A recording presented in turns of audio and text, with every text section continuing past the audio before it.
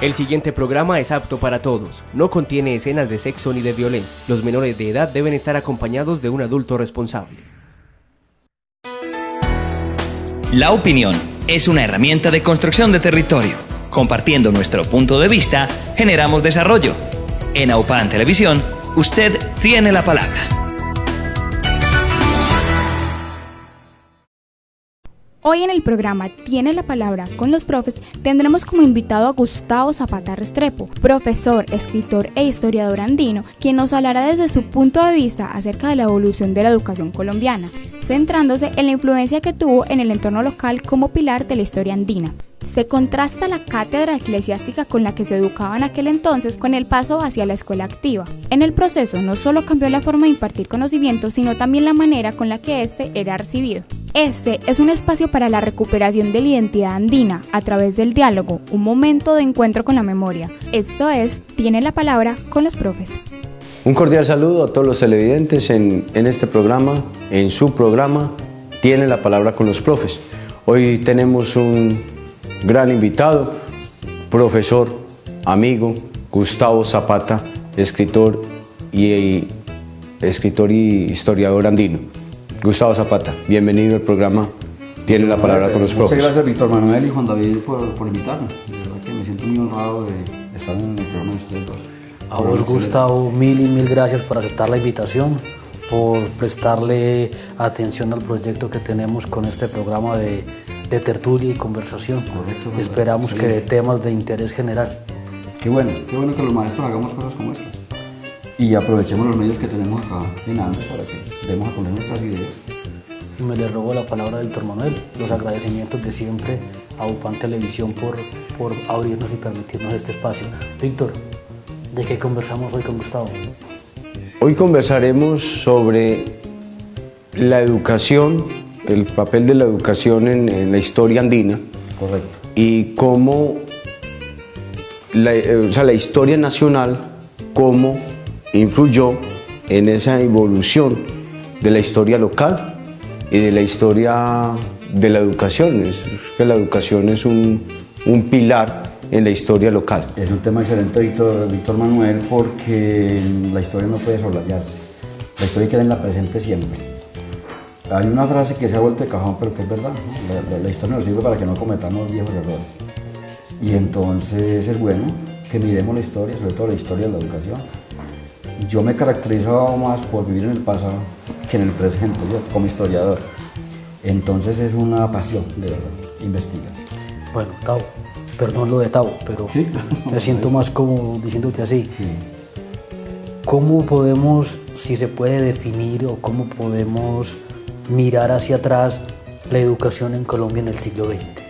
Mire, o a comienzos del siglo XX. Sí, Juan David y Víctor Manuel. Hay que tener en cuenta una cosa, que el maestro no fue nunca, y con todo el respeto pues por mis colegas, un transmisor, digamos, muy claro de lo que el gobierno ha propuesto con sus reformas educativas, ¿cierto? Muchas veces reformas que han tenido una excelente, digamos, intencionalidad, que son muy buenas, han muerto de pronto en la mentalidad de los maestros. Vuelvo y repito, el maestro no ha sido muy estudioso. Hoy el maestro es reivindicable desde ese punto de vista, como investigador, como estudioso, pero antes la misma vida del docente y del maestro no se le facilitaba para ser un lector, un investigador o un hombre crítico. Y también, disculpame, Gustavo, sí, pero sí, también tiene que ver también tiene que ver con eso la vida política del momento. Obviamente. La vida política. Es que la política permea todos los estamentos de la vida. Bueno, a eso iba. Y mucho más la educación, Juan David, la educación y los colegios siempre, ahora no tanto, pero siempre fueron escenarios donde se representaba la vida política nacional, de una u otra manera. Bueno, ¿qué esperaba a comienzos del siglo XX, qué esperaban de la educación? ¿Qué esperaban del maestro? Recordemos, antes de que Gustavo nos conteste, recordemos que al principio del siglo XX hasta el 30, hasta los 30 era una república conservadora, gobiernos conservadores, eso hay que tomarlo en cuenta. Y para esa pregunta que acabas de hacer. El siglo XX, Juan David, empieza con lo que se ha denominado históricamente como la hegemonía conservadora, que termina en el 30, con el gobierno de Olaya Herrera. Entonces empieza la hegemonía conservadora exactamente, en la vida nacional. Exactamente, es en la vida nacional y en todo el estamento de la vida nacional. Entonces la hegemonía conservadora, o sea que en cierta manera la regeneración de Núñez se posterga y la tenemos incluso en los primeros 30 años de la vida nacional colombiana. Ahora, la educación es un reflejo de la vida nacional. Entonces tenemos, a comienzos del siglo Víctor Manuel y Juan David, una escuela completamente conservadora. Con un concepto del niño mirado desde la ideología católica, ¿cierto? Recordémosle, discúlpame Juan, recordémosle a los televidentes también que es muy bueno que se sepa, porque hay unas generaciones que no lo saben, es que en ese tiempo ni los gobernadores ni los alcaldes se nombraban por voto popular. Entonces el presidente nombraba a los gobernadores a los alcaldes. Entonces eso significaba que si el presidente era conservador, casi todos los gobernadores eran conservadores. El docente estaba también sujeto a ese tipo de nombramiento. El maestro no tenía... digamos, el maestro no tenía su cargo definido, pero el maestro salía y entraba. Y maestro Juan David no era un hombre de carrera. A veces, ocasionalmente, los nombraban maestros para pagar X oye favor político. El amigo del político de turno, entonces podía dar clase. Exactamente. Vení, que antes del aporte de Víctor Manuel, nos dijiste algo así como la visión del niño desde el cristianismo, desde el catolicismo, desde el conservatismo, o desde los tres juntos. Obviamente ¿Cómo se veía el niño ahí? Obviamente, pues con todo el respeto por la ideología, claro, por la religión católica, que es nuestro contexto, pero este concepto católico de la educación limitado, era muy limitante de verdad. Voy a leer algo que escribió en su época Eusebio Robledo, que era director de instrucción pública departamental. Este parrafito lo voy a leer, Víctor Manuel y David, para que pensemos cuál era el concepto que se tenía del niño y en consecuencia cómo se educaba al niño. Esto es clarísimo, decía Eusebio Robledo, el niño tiene en germen todas las pasiones y es un pequeñito animal con una ferocidad en potencia. Todos los instintos de la bestia reposan en su organismo a manera de víboras entrelazadas. El procedimiento de redacción de la sociedad y de la familia no es otro que la educación en lo que atañe al desarrollo mental y a la formación del carácter y del sentido moral. Educar entonces no es sino limar las púas de los instintos animales perversos y hacer obra de adaptación a las comunidades conscientes. El solo hecho de entrar un niño o un joven a una institución de enseñanza es ya una reacción contra una fuerza animal porque implica obediencia, sujeción y disciplina. Así de grado en grado, de etapa en etapa, mediante procedimientos metódicos y racionales, las pasiones, como las víboras del ejemplo, van domesticándose entre la jaula o aparente prisión de las leyes sociales. No lo está diciendo cualquiera, un perico a los palotes, lo está diciendo el director de educación pública del departamento y que tenía una injerencia a nivel nacional grandísima, Eusebio Robledo, un prohombre de comienzos del siglo XX y obviamente pues un defensor de la doctrina conservadora. Que en su momento era lo que se supone necesitaban hacer. Exactamente. La escuela siempre ha tratado de ser funcional a la época de la sociedad. Listo. Entonces, nos decía Víctor Manuel ahorita que la hegemonía conservadora llegó más o menos hasta 1930. Hasta el 30, claro. Con esta visión de educación. Exactamente. Después de 1930... David, las sociedades tienen que transformarse y la educación es el mejor escenario para que se den esas transformaciones. Toda ideología de cualquier tipo tiene en la educación un soporte grandísimo. Un soporte. Total. Cualquier ideología que sea, ya de derecha o de izquierda, los fascismos o los comunismos siempre han tenido en la educación un sostén fuerte. Y hablamos de Makarenko, por ejemplo, en la Rusia stalinista, por ejemplo. O las juventudes hitlerianas en Alemania. Claro. Y el conductismo de todos estos magos norteamericanos que eran funcionales a su sociedad. Tavo, esa escuela de Makarenko que se fundamentó y se vivió en Rusia, ¿tuvo alguna repercusión en América Latina o la tuvo en Colombia o no mucho? No, nada de todo. Juan David, cuando se habla de escuela activa en Colombia, empezamos a hablar de escuela activa en los años 20, más o menos. Ahora, como política de Estado, la escuela activa empieza con la República Liberal y con el gobierno de Olaya Herrera, ¿cierto? Entonces aparecen pedagogos nacionales importantísimos como Agustín Nieto Caballero. Entonces te respondo la pregunta, ¿eso viene amarrado a Makarenko o no? No, absolutamente no, David, no, absolutamente no, porque era una sociedad, a pesar de que se dieron cambios, digamos que estructurales, no podíamos tener una escuela comunista, porque no tenemos un Estado comunista, de ninguna manera. Entonces, pero sí necesitaba una escuela nueva, es decir, una escuela activa, una escuela que se centraba en el niño, en el estudiante. O sea, adaptaron la ideología, que pues los cambios que necesitaba la educación, como dice Gustavo, lo adaptaron a los cambios que necesitaba, que pedía la sociedad, pero que necesitaba el gobierno liberal. Exactamente, claro, exactamente. El mismo gobierno, el mismo sistema. ¿Tenés ahí alguna información o recordás de cómo se veía el niño con esa transformación, lo podemos llamar así, que nos trajo Nieto Caballero? Es más, es que eso generó polémicas, mejor dicho, completamente fuertes en todos los pueblos. La reacción fue grande. La reacción fue grande a esta propuesta de escuela activa. Voy a leerles a mí me encanta leer, sobre todo de quienes pensaban en la educación. Hay un personaje antiguo muy interesante que es Joaquín Vallejo Arbeláez. Escribe un texto en el 38 que llama La educación de Antioquia. Miren lo que dice, para que partamos de ahí y luego conversemos.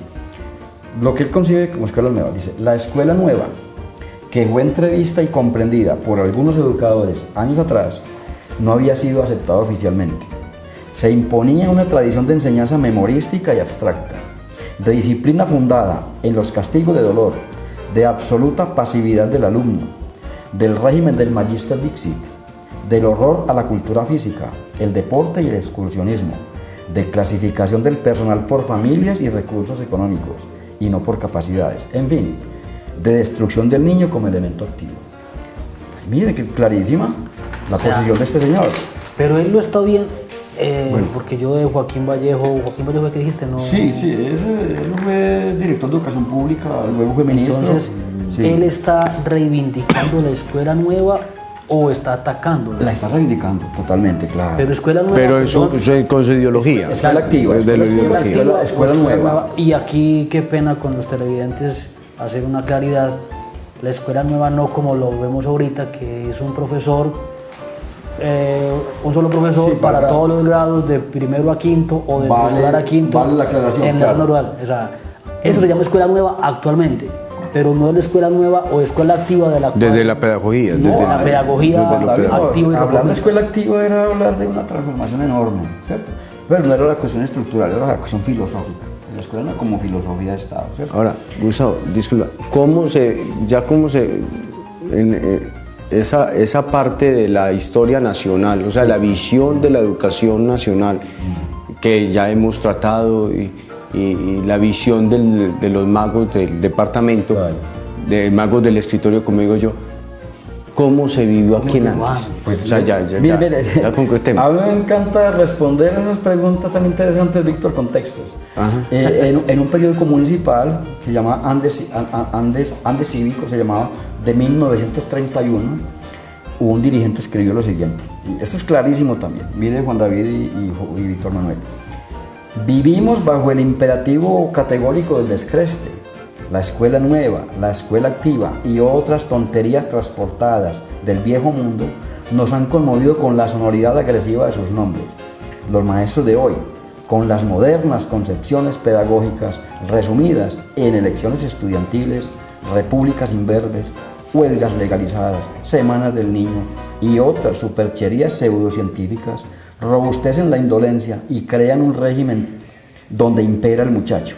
La escuela moderna, con métodos, formas y modos copiados textualmente de las perniciosas ideas de Marx el judío que quiso imponer al mundo sus métodos comunistas, está abocada a una estruendosa catástrofe cuyas repercusiones se sentirán en muchas generaciones si el mal no se remedia a tiempo. Oye, que la reacción fue fuerte. Y estamos hablando del 31. Perdón, Víctor Manuel, convertir el niño en un sujeto de derecho y escuchar la voz del estudiante era pernicioso. Total. Era súper entonces, mire, pero lo que yo veo grave ahí no es las palabras, es las palabras, sino la fecha. Exactamente. Ahí estamos hablando del 31. Entonces, mire, concebimos una sociedad... Claro, porque es que todavía venían con el influjo de la República Conservadora. O sea que estamos hablando de 280 años. Sí. Tenemos una sociedad que avanza, no por la escuela, sino en contra de la escuela y a pesar de la escuela. ¿Qué elecciones?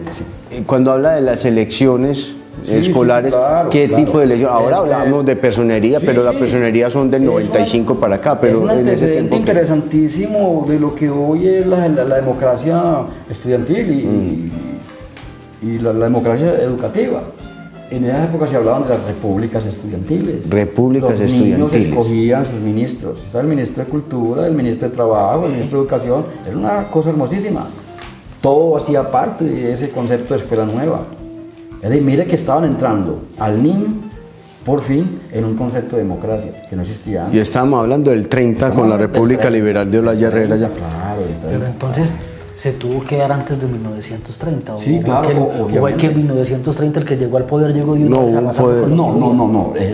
La propuesta de escuela activa venía desde la segunda década del siglo XX, Juan David. Pero la propuesta, pero ya como gobierno. Eso no es una cosa que se impusiera ya. Bueno, eso fue un proceso que tuvo muchos opositores, opositores desde el poder. A eso quiero llegar, de los opositores del poder, pero más centrado en la pregunta que hizo Víctor Manuel ahorita, ¿cómo se vivió eso en Andes? Esto lo que acabamos de leer fue de un directivo de educación o fue de un director del periódico. Digamos que era prácticamente un vocero de un partido político del municipio. Listo. Sí. Aquí viene una pregunta que no sé si como historiador juicioso, que es de los que lee lo que hay, me podrá responder. El maestro de escuela, y perdón con Fernando González que me le robe la palabra, el maestro de escuela en Andes, ¿cómo vivió eso? O sea, ¿era partidario más de cuál de las dos? O como siempre hemos sido los maestros, una mezcla de todo pensando que estamos cogiendo lo bueno de cada cosa. Juan David, la imagen social del maestro evolucionaba y usted trae a cuento a Fernando González. El maestro de escuela es una novela excelente en el que el filósofo de Envigado devela la situación del maestro, pues no tanto económica sino ideológica e intelectual. Un maestro postrado y sumido en una absoluta pobreza mental. Por eso la novela de Fernando González es clara. Muestra un maestro de los años 40 y 50, incluso de antes, que está sometido a los vaivenes políticos, que es una pieza de quitar y poner. El maestro no tiene ninguna estabilidad absoluta y que prácticamente, según lo devela Fernando González, tiene que estar sujeto a lo que el visitador quiera hacer con él. Entonces el maestro se sostiene porque se convierte en un lambón, prácticamente un hombre genuflexo y arrodillado, un maestro sin palabra. El maestro no tenía palabra, no la tenía. Este cuento de que, que los maestros ya antes, que pues eso es una total falsa, una farsa total. El maestro adquiere estatus legal en el 77, con el estatuto docente. De resto el maestro era, la profesión del maestro era... Al vaivén de lo que sea. Exactamente. Entonces, el maestro, y en este caso que estamos hablando del reflejo de la vida nacional en Andes, el profesor andino se debía acomodar a lo que el poder estuviera diciendo. Entonces, si el poder decía, el niño, como el primero que nos leíste, el niño es un animal en potencia, entonces el maestro lo tenía que ver así. Pero si con el proceso llegamos a una visión de que el niño es un sujeto de derecho, el mismo profesor lo tenía que ver como un sujeto de derecho. Así era.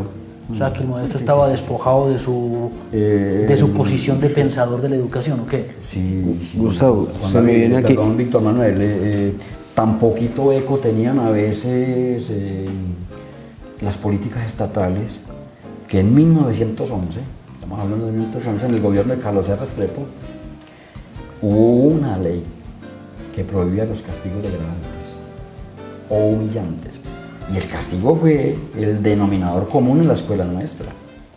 Y a pesar de que ya estaba prohibido por ley, los maestros siguieron siendo castigadores, golpeadores y humilladores del niño.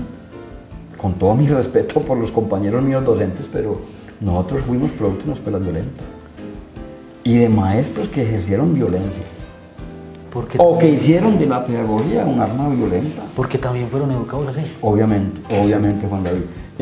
Hay un estudioso francés que dirige una misión pedagógica que es Joseph Lebret, el profesor Lebret, en los años 50, en cierta forma atribuía esta violencia nuestra exagerada, que se desbordó en los 50, después de la muerte de Gaitán, a esta violencia educativa, a la violencia escolar. Benito. El hombre lo hace, pues, obviamente, como estudioso, que es un estudioso, el profesor Lebret, y saca esas conclusiones como tan tristes, ¿no? Sí. Sí, terribles. Víctor, vos tenías una pregunta antes de que yo haga la que tengo aquí entre... ¿Qué papel juega? Todos los andinos hemos escuchado este nombre, pero muy pocos saben cuál era la ideología. Luis Gutiérrez. Sí, hombre, Víctor Manuel. Don Luis Gutiérrez, poeta nuestro muy querido. Rector de Juan de Dios Uribe. Don Luis Gutiérrez asume la rectoría del Liceo Departamental en 1940, cuando se crean los liceos departamentales. Se hace recién entre comillas, llegada la reforma liberal. Exactamente. Don Luis Gutiérrez era un personaje muy precioso, pues, dentro de la vida nuestra, cultural y poética, porque fue tal vez nuestro primer poeta que tuvo importancia de tipo nacional. Y tenía unos conceptos pedagógicos interesantes, don Luis Gutiérrez. Sí, excelente. Por eso, qué tan bueno que la escuela lleve su nombre. Sí. O sea, hay una escuela de Luis Gutiérrez y hay que resalzar. Pues, hombre, este señor Luis Gutiérrez, perdón, y ojalá no me olvide la pregunta que quiero hacer ahorita. Este señor Luis Gutiérrez respondía a la ideología liberal porque la concebía desde su formación o porque le tocó por imposición. No conozco sino el nombre de Juan David. Don Luis Gutiérrez era un liberal por ideología. Y no solamente, digamos que militara entre el liberalismo, no, tenía un concepto liberal de la educación. Es interesante, de verdad, es interesante.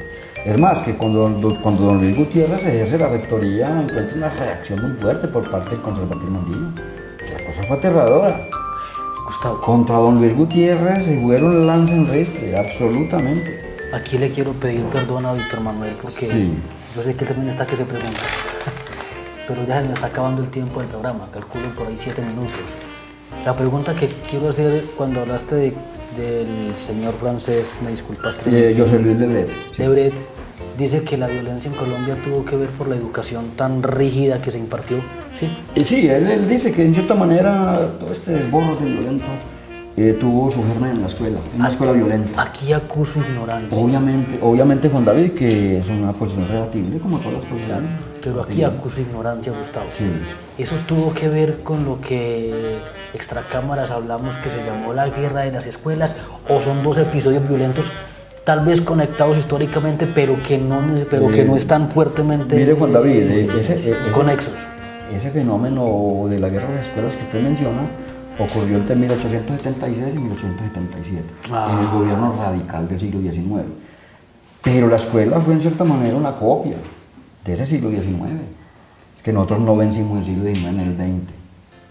El siglo XX fue una postergación del XIX. De verdad que teníamos fuerzas muy fuertes, valga la redundancia, que impedían en cierta manera una escuela de libre pensamiento. Según usted, ¿cuándo fue la ruptura? Una escuela que formara ciudadanos, en el concepto, pues, de ciudadanos que concibe Kant, ¿cierto? ¿Cuándo se hace la ruptura aquí en Antioquia propiamente, en Andes, pues, la ruptura de esa educación del siglo XIX? O sea, ya entramos al siglo XX, digámoslo. ¿Cuándo entramos al siglo XX? ¿Cuándo entramos a la modernidad? En educación. En educación. Hablando de educación, hombre, el Juan de Dios Uribe jugó un papel importante. No perdamos de vista que el Juan de Dios Uribe es un colegio que cumple 110 años. Y, es decir, toda la sociedad influyó en el Juan de Dios. Pero el Juan de Dios también tuvo una influencia grande en el desarrollo del pensamiento de la sociedad. Es importante. Yo pienso que con el Juan de Dios Uribe, con algunos docentes, y con algunos rectores, el Juan de Dios Uribe entra a la universidad en los 40. Muy tarde, muy tarde. En los 40. Estamos hablando, por ejemplo, de un rector que se llamaba Hernando Alejandro Toro, un intelectual interesante. Delio Jaramillo Arbeláez, que 4 años después, Juan David, parece para no creerlo, 4 años después fue ministro de Trabajo del gobierno del presidente Ospina Pérez. Entonces, mire, tuvimos casi un ministro de Trabajo aquí como rector del colegio. Las ideas que manejó el colegio, bueno, completamente interesantes. Entonces, no sé si puedo complementar la pregunta de Víctor Manuel. Esa reforma liberal pudo llegar a Andes con Luis Gutiérrez. Probablemente pudo haber empezado ese movimiento. Pero más que antes, Juan David, hubo una época muy interesante en la educación andina, que es la de los hermanos cristianos. Los hermanos de Juan Bautista de la Salle toman la rectoría y la dirección del colegio entre el año 32 y el 39. Y estos hermanos tenían una visión amplia de la educación. Muy estudiosos, muy juiciosos fueron los hermanos cristianos. Hermanos cristianos. Los hermanos cristianos. O sea, que amigos de la pedagogía y la liberación. Claro, obviamente. Ya los hermanos cristianos ya introdujeron el concepto de escuela nueva. Lo introdujeron. Los cristianos. Las excursiones, los paseos, conocer el medio ambiente del muchacho, investigar, analizar, pensar, actuar. O sea, que escuela también activa. Los hermanos cristianos crearon el Juan de Dios Uribe, que llamaba Colegio de San Luis, laboratorios de física, de química, de ciencias naturales. O sea, que fueron casi, por no comprometerme del todo, rebeldes de la herencia cristiana que veía el niño como lo pues leímos. En cierta manera, sí lo fueron, claro. Y mire, dentro del cristianismo aparecen reformadores de la educación. Mire qué cosa tan interesante, Juan David. Tenía una visión tan interesante del joven, los hermanos cristianos, que ellos son los que crean el deporte en Andes. Pero el concepto de deporte no existía. Y ellos, con los muchachos de estudiantes, hacen la cancha de fútbol, a pico y pala. Según un testimonio muy bello que me dio don Antonio Ochoa, un comerciante del municipio muy querido por todos nosotros. Él me comentaba, los hermanos cristianos nos sacaban todas las tardes, había pico y pala para hacer la cancha. Luego hicieron una cancha de básquetbol. Pero mire, los hermanos cristianos lo tenían claro, el deporte, como una forma de canalizar en cierta manera pues, esta energía de los jóvenes que los docentes conocemos tanto. ¿Sí? Claro.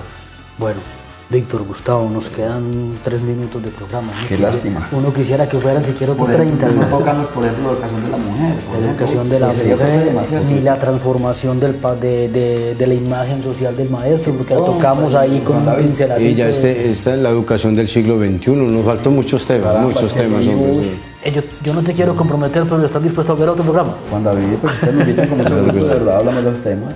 Aunque hay compañeros que trabajan mucho más la educación actual. Yo soy un poquito viejito y un admirable papeles viejos.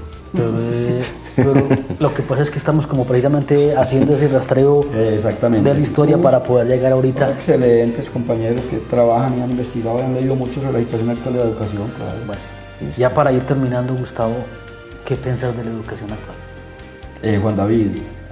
De educación como visión global, ¿no? O sea, no estudiante, no profesor, educación actual. Me parece que tenemos una educación interesante, bien planificada, bien pensada. Yo pienso que los tumbos que dio la educación históricamente tienen que enseñarle a un país cómo se debe educar, por ejemplo, ¿cierto? Yo pienso que hay una buena escuela, que hay una buena educación. Desgraciadamente contamos con muchos puntos en contra, muy adversos, que no permiten de pronto que tengamos la educación ideal que soñamos, ¿cierto? Pues yo creo en la escuela actual, de verdad. Yo creo en la escuela actual y creo en el docente actual, como investigador, como transformador de mentalidades y de pensamientos. Excelente me parece la educación actual. A pesar de todas las dificultades que tenemos, como padres de familia a veces un poquito ineducados, tanta gente que no entiende la importancia de la labor del maestro, tanta gente que se viene y que nos cuestionan tan inmisericordiamente a quienes desempeñamos una labor tan importante de tipo social y de tipo intelectual y objetivo. Bueno, televidentes, muchas gracias por estar con nosotros, por haber compartido con nosotros este ratico, con el profesor Gustavo, muchas gracias. Gracias por invitarme. Con Juan David. Y dentro de 8 días nos volvemos a encontrar. Mil gracias, Gustavo. La opinión es una herramienta de construcción de territorio. Compartiendo nuestro punto de vista, generamos desarrollo. En AUPAN Televisión, usted tiene la palabra.